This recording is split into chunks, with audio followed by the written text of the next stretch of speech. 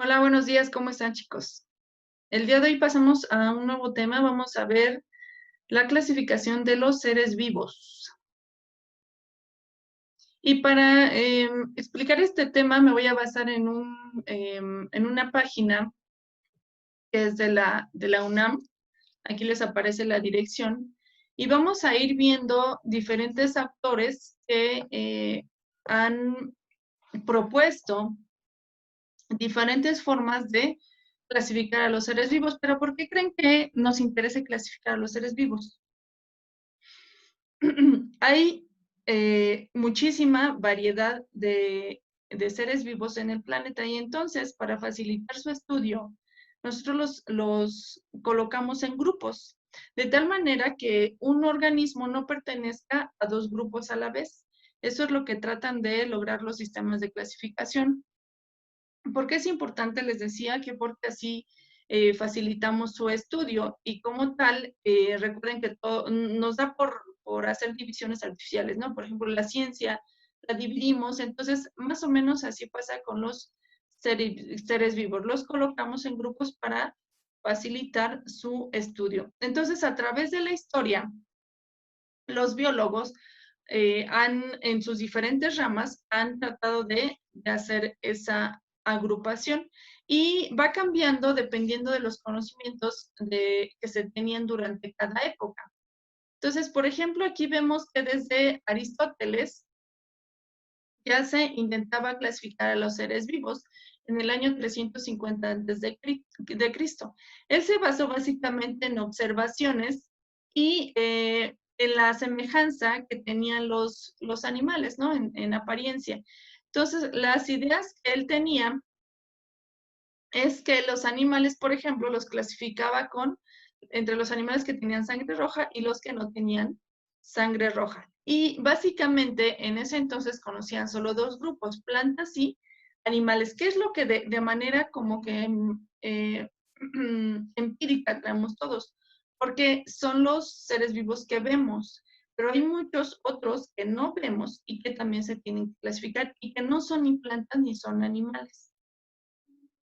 ¿Qué instrumentos y técnicas utilizó? Pues básicamente la observación y la disección de animales.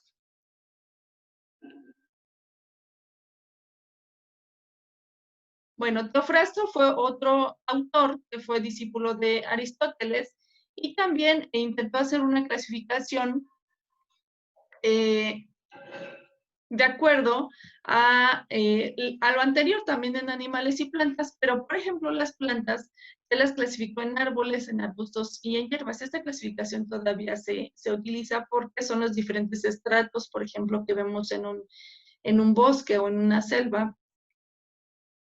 Entonces, ¿qué ideas generales tenía? Bueno, que básicamente había plantas y animales y que la clasificación de los organismos se basaba en las similitudes y diferencias en estructura y apariencia. ¿Con qué técnicas lo hizo? Pues con la observación y con disección de animales también. Bueno, y vamos a hablar entonces de una cultura mesoamericana que son los mexicas. Y ellos lograron un amplio conocimiento en cuanto a estos grupos. Les decía yo, plantas y animales todavía se conservan hasta este momento, en esta fecha, esa clasificación. Y entonces, por ejemplo, ellos usaban nombres para describir los, eh, los, los animales, o sea, daban el nombre de acuerdo a las características de los animales. Por ejemplo, al cempasúchil, ese es un nombre, ese es un nombre náhuatl, y entonces le decían así porque decía aquí 20 flores. El cempasúchil es una inflorescencia, en realidad no es una sola flor, son muchas flores juntas. Y por ejemplo, el ajolote, que le llamaban monstruo de agua. Eh, ¿Bajo qué instrumentos y técnicas? Pues igualmente observación y disección también. Después tenemos a Linneo, pasó mucho tiempo para que se formulara otra clasificación. Se mantuvo esa idea general de plantas y animales. Sin embargo, Linneo, que fue un naturalista sueco, sentó las bases de lo que hoy se conoce como taxonomía. La taxonomía es una rama de la biología que precisamente intenta clasificar a todos los seres vivos. Y él los clasificó, ordenó cada organismo en categorías taxonómicas, que van desde lo general a lo particular. Entonces tenemos al reino, al filo o filum, clase, orden, familia, género y especie. Y es lo que hasta actualmente se utiliza porque es una manera muy eficiente de clasificación. Entonces, él lo propuso de tal manera que si ustedes han visto, por ejemplo, el nombre de alguna especie, esta se compone por dos nombres. Por ejemplo, aquí tenemos a la rosa de Castilla, que se compone por dos nombres, rosa gallica. En este caso, este es el género y este es la especie. Y están en latín, que es una lengua muerta, porque como estrategia para que no cambien los nombres, también están en cursiva, se escriben o subrayada o subrayados. El primero se escribe con mayúscula, la primera, y el segundo todo con minúsculas. Son requisitos para escribir nombres científicos que actualmente se siguen utilizando.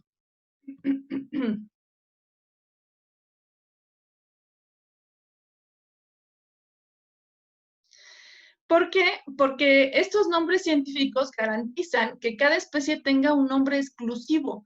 O sea, cada especie se va a conocer por un nombre exclusivo, aparte de los nombres comunes, por un nombre que van a identificar absolutamente todos los que estudian a dicha especie, ya estén en China, en México, en Estados Unidos. No va a cambiar conforme al idioma, sino va a ser un solo nombre para esa especie.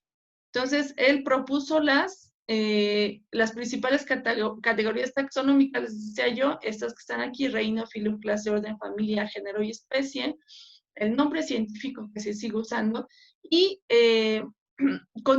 aunque continúa la clasificación de los seres vivos en dos reinos nada más: plantae y animalia, es decir, plantas y animales. Bueno, después tenemos a Ernest Haeckel.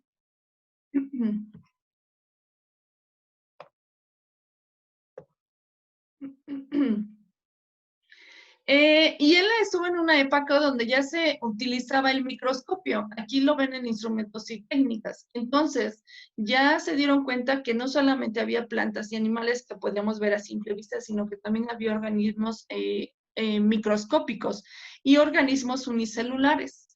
Entonces, Haeckel llama a todos esos organismos unicelulares que solo eran visibles en el microscopio, los llama protistas. Y entonces propone ya ahora un tercer reino. Ya no solamente tenemos plantas y animales, sino que tenemos animales, plantas y protistas. Chicos, como actividad, es una pequeña pausa para explicarles. Vamos a hacer un cuadro comparativo que me tienen que entregar como evidencia. Esa actividad de rúbrica, entonces recuerden que tiene un valor, va a sumar a su clasificación.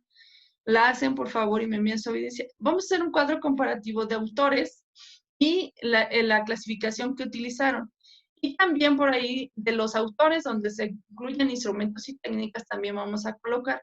Entonces, por ejemplo, para el cuadro comparativo ponemos a Ernest Haeckel, ponemos su clasificación, que fue en reino animalia, reino planta y reino protista, nada más. Y en instrumentos y técnicas colocamos microscopio, nada más. Entonces, si gustan, vayan pausando el video conforme vamos viendo cada autor y entonces van construyendo su cuadro comparativo. Autor, clasificación, nada más breve, las palabras son como tal, como les puse en este autor, y en instrumentos y técnicas, microscopio, nada más. No en todos los autores mencionan instrumentos y técnicas, pero bueno, en los que lo mencionen, lo colocan, por favor. Continuamos. Después tenemos a Evert Copeland en 1956, y él ya propone otro reino. Hasta ahorita teníamos tres, recuerden. Entonces, él ya propone otro reino porque para ese entonces ya tenemos al microscopio electrónico, y entonces hay diferencias entre las células de los organismos porque algunas poseen núcleo y otras no poseen núcleo. Recuerden por ahí que nosotros vimos a la célula eucariota y célula procariota. Ahora, porque ya saben, pero en ese entonces, cuando se comienza a descubrir, entonces Copeland propone que no solo se agrupe en el reino protista, sino que también haya otro reino que se llama monera, en base a esto, a que algunos organismos tienen núcleo y algunos organismos no tienen núcleo.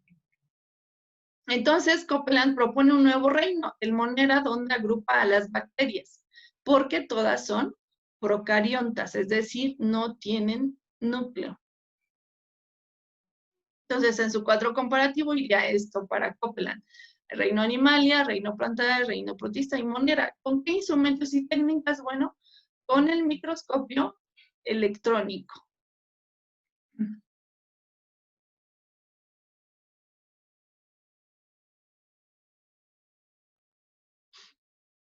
Después tenemos a Robert Whittaker en 1969.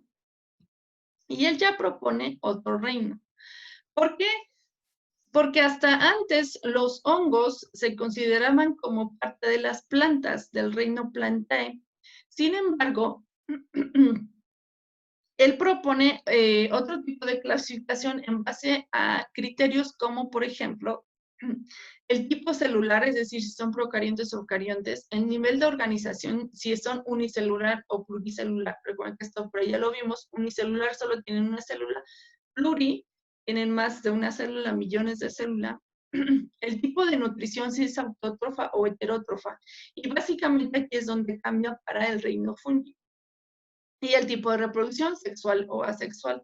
Entonces, propone al reino fungi como el quinto porque los hongos tienen su pared celular de las células con quitina, que en conjunto forman un micelio, y su tipo de nutrición es heterótrofa, no es autótrofa como en las plantas, por eso es que ella propone esa separación, no comparten esa característica con las plantas. Y entonces quedan establecidos 5 reinos: monera, protista, fungi, plantae y animalia. Gracias a que se logró, pues a que para ese entonces ya había avances en cuanto a microscopía electrónica, pero también en técnicas bioquímicas que permitían observar más a detalle las características de los organismos. Como por ejemplo el que hayan distinguido ya la pared celular, que es diferente del de las plantas. Después Carl Guth, en 1977, propone que se modifica el reino monera al encontrar que las bacterias tienen diferentes tipos de metabolismo. Y entonces propone que se nombren 3 grandes dominios: dominio bacteria, dominio arquea, y dominio eucaria.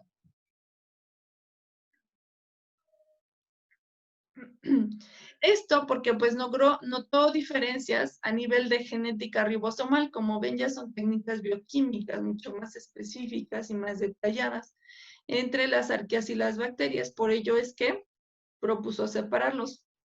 ¿Con qué instrumentos y técnicas? Pues avances en sistemática y genética molecular, básicamente. Bien, después tenemos a Ernest Welder-Meyer en 1990, ya más reciente. Él se opuso a la clasificación de Guth y propone dividir el mundo biológico en 2 dominios, 2 grandes dominios: dominio procariota y eucariota, es decir, organismos con núcleo y organismos sin núcleo. Y varios subdominios que aquí ustedes pueden ver, arqueobacteria, eubacteria, protopista y metabionta.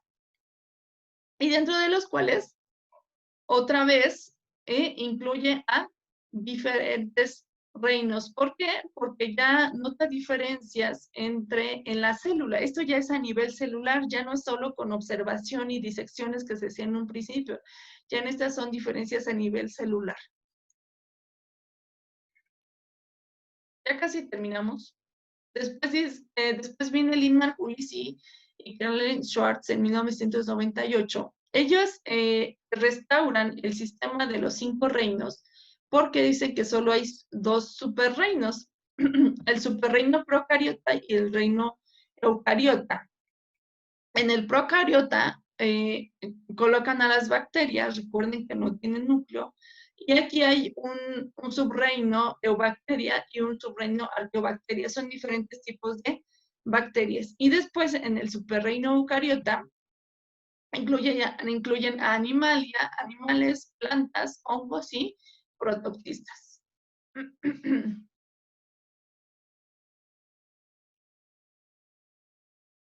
Posteriormente, Thomas Cavalier Smith en 1998, igualmente, por diferencias en la estructura celular entre procariotas y eucariotas, decide agruparlas en 2 imperios, mientras que el reino protoctista lo transforma en cromista y protozoa. Su propuesta entonces de él son 6 reinos. Reino bacteria, animalia, plantae, reino cromista, reino protozoa y reino fungi.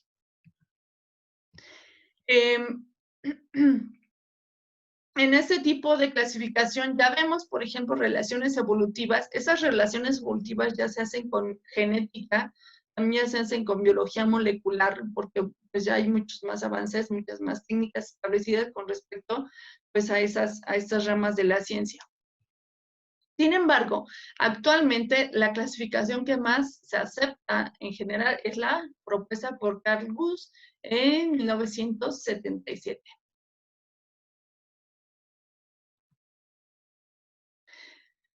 Bien, y por último, vamos a ver a Kriston Hurst, en el año 2000 propone que a esta clasificación de los seres vivos se agreguen los virus como tal, porque de alguna manera sí comparten características con los seres vivos, como es el que posean un ácido nucleico. Recuerden que los virus pueden ser de RNA o de DNA, y estos ácidos nucleicos los tienen todos los seres vivos. Y también, por ejemplo, se replican, que es algo análogo a la reproducción que hacen los seres vivos. Entonces, él propone que se incluyan y a los virus, por ejemplo, los ubica en el reino Acamara. Él propone este grupo, en un nuevo dominio que se llama Acamara, y él lo propone para precisamente agrupar aquí a los organismos que no tienen una estructura celular propia. Recuerden que los virus no son células. Y entonces, en este grupo incluye a los virus convencionales o verdaderos, o también a los llamados virus satélites, una división que hace él para clasificarlos. ¿En qué se basa? Pues en técnicas de genética ya molecular para comparar precisamente estructuras de DNA y de RNA.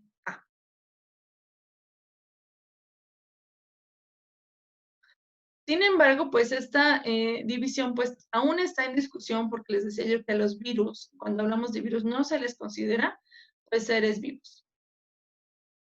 Hasta ahí llegaríamos con la clase de hoy. Esto fue todo lo que vimos en base a clasificación de seres vivos. Todos los intentos que se han realizado se han realizado para clasificarlos, para agruparlos, por lo tanto, para facilitar su estudio. Entonces, aún no concluye este tema de las clasificaciones. Continúen tal vez después con los estudios que haya más adelante, se puedan modificar, incluso, como ustedes vieron, conforme fueron avanzando la ciencia y la tecnología, pues fueron cambiando. Entonces, pues estos son los que se tienen hasta el momento, de los más importantes. Realicen, por favor, su actividad. Recuerden que es un cuadro comparativo.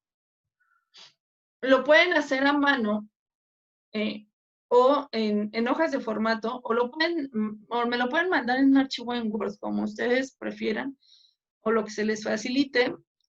Cuiden, por favor, su letra. Recuerden que es autor, clasificación e instrumentos o técnicas. Si es que los menciona la página, si no, pues no los coloquen. Tema, pues clasificación de los seres vivos según los autores que vimos en la clase de hoy. Sería todo por el momento. Que tengan un muy feliz lunes.